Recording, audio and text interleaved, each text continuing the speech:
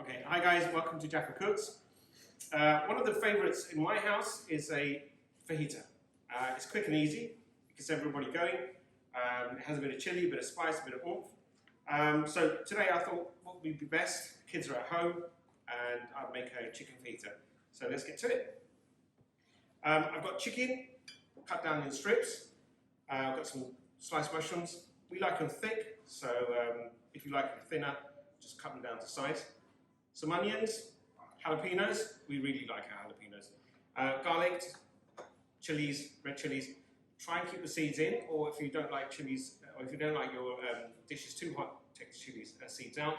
Coriander to taste, salt and pepper, some lime, and a key ingredient, salsa sauce.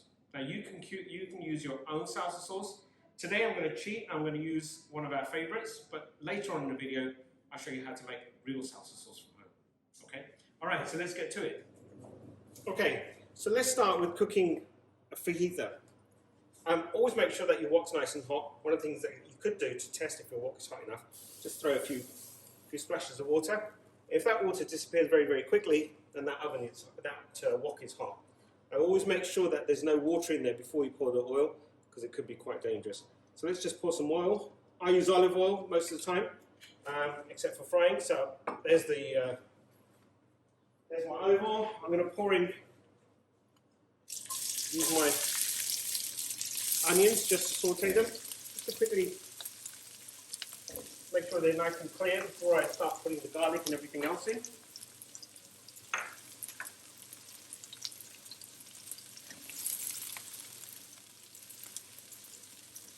If you need additional oil, just go ahead and pour some.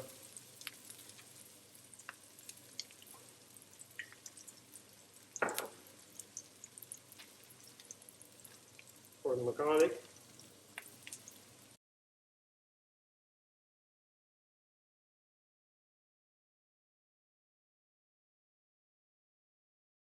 Just to give you a reminder that all the ingredients are in the footer of the video. You'll see them at the bottom of the video.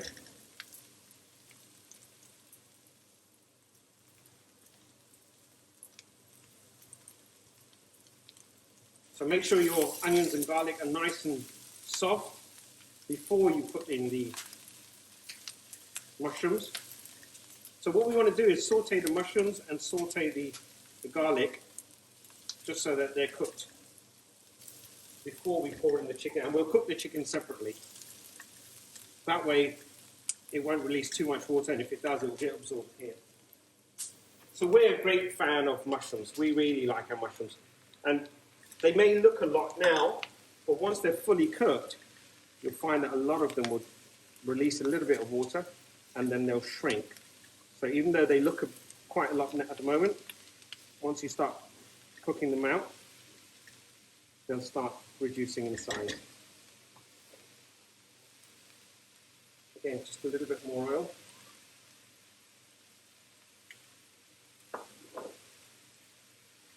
The fajitas are really great because they may take a few minutes to prep, but the cook time itself is about half an hour, and you could really have a nourishing meal ready for the family within less than half an hour.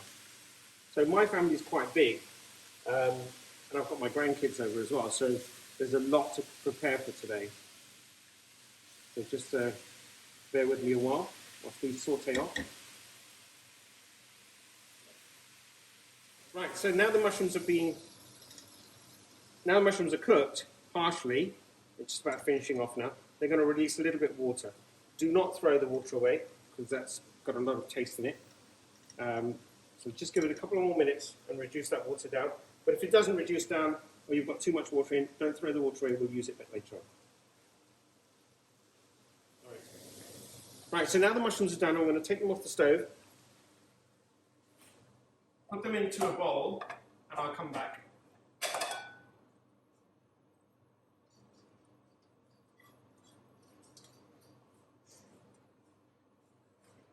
You'll see that I didn't wash the wok, so just leave it as is.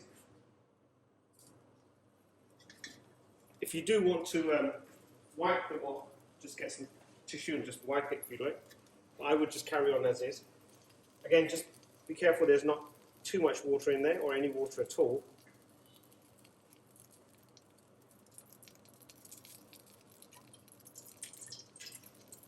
Pour some oil. I'm just going to get a pair of tongs. Now we're going to take the chicken and we're going to saute the chicken. With the chicken, you don't want to pour it all in one go. If you do, it'll just become a huge mush. So I'm going to do this probably 2 or 3 batches. The technique is basically to spread out the chicken as far as you can, so it takes up more surface area, and then just leave it to basically the top.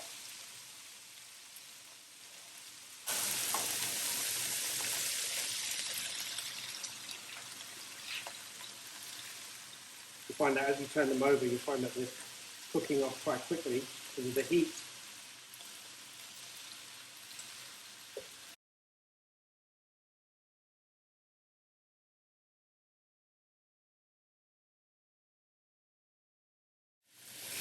So as the chicken cooks off, give it a few more minutes. One of the other things we can do is use the leftovers, and there's usually a little bit of a leftover after a main meal, is use them for nachos or quesadillas the next day for lunch, or even just another meal a couple of days later. So you could really even freeze the sauce.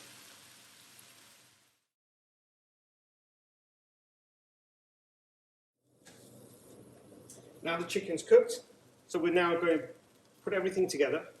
That's the mushrooms, the onions that we cooked up initially. Put the chicken in there, cook it off a little bit more, pour in the salsa, and we should be ready to go.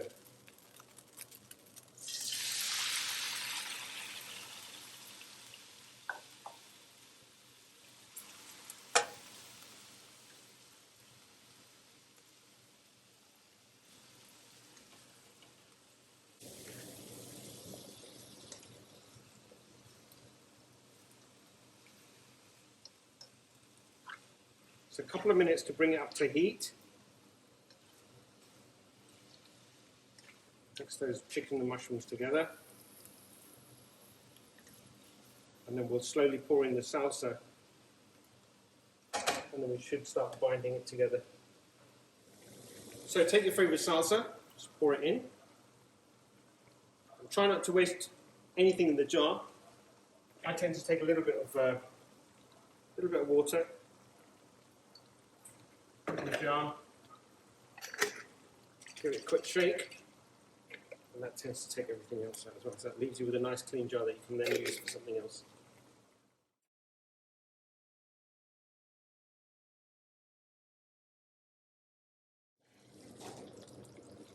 Okay, so let's cook it down for another 10-15 minutes.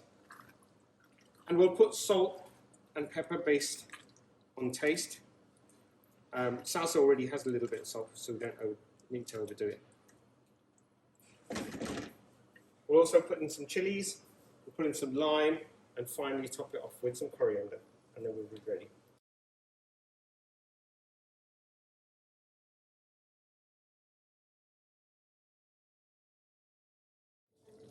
Just got to taste the sauce to see if it requires any salt and pepper.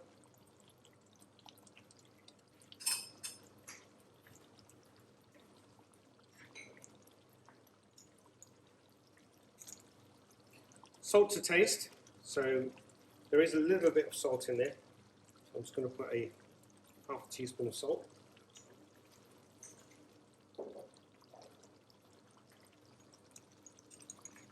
Again, just a little bit of pepper because I'm going to put some green chillies in here and jalapeños. So at this stage I'm also going to put some green chillies.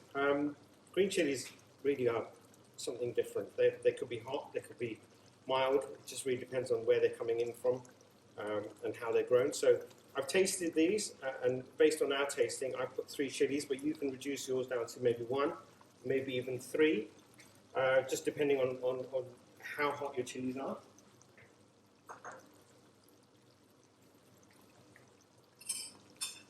Now I'm going to put some jalapenos in mine. I've left mine whole because sometimes a couple of the kids don't like jalapenos, so it'll provide the heat. But if the kids don't want, they can always take their jalapenos out.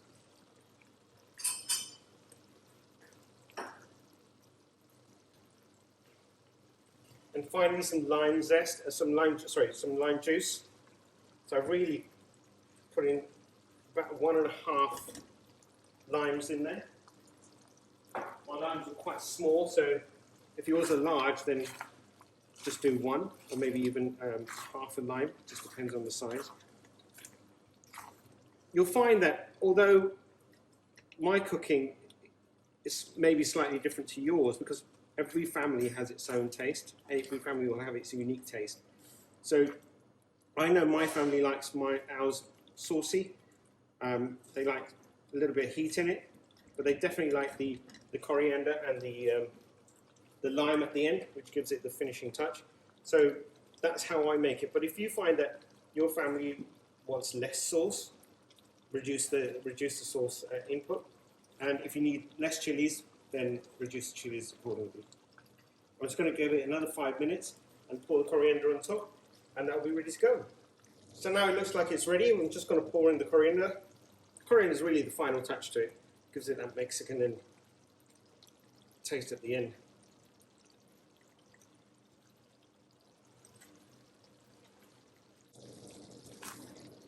Now that it's ready, you can actually take it off the stove. So I'm going to do that, and then ready to serve. Okay, so now that the fajitas are done, let's see if we can assemble one, just to show you how it should look. I'm sure you already know, but just to give you a quick idea. So I'm going to take some sour cream.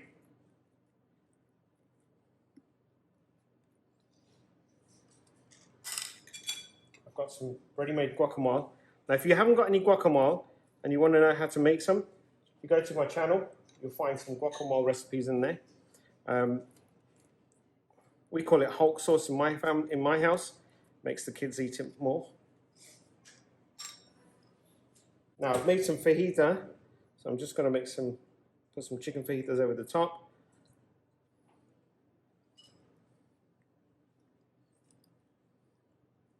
Now again, if you want to take the jalapenos out, if the kids need to take the jalapenos out, now's a good time to do that.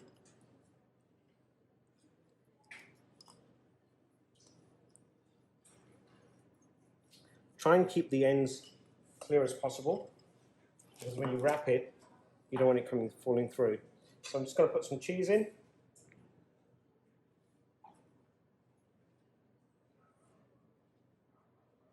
Finally top it off with some lettuce. And if you really like some jalapenos, you can really put a few more in there.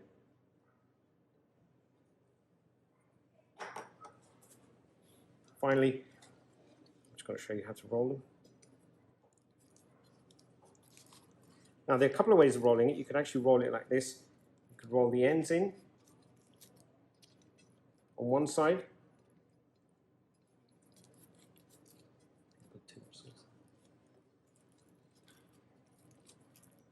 And then you're good to go.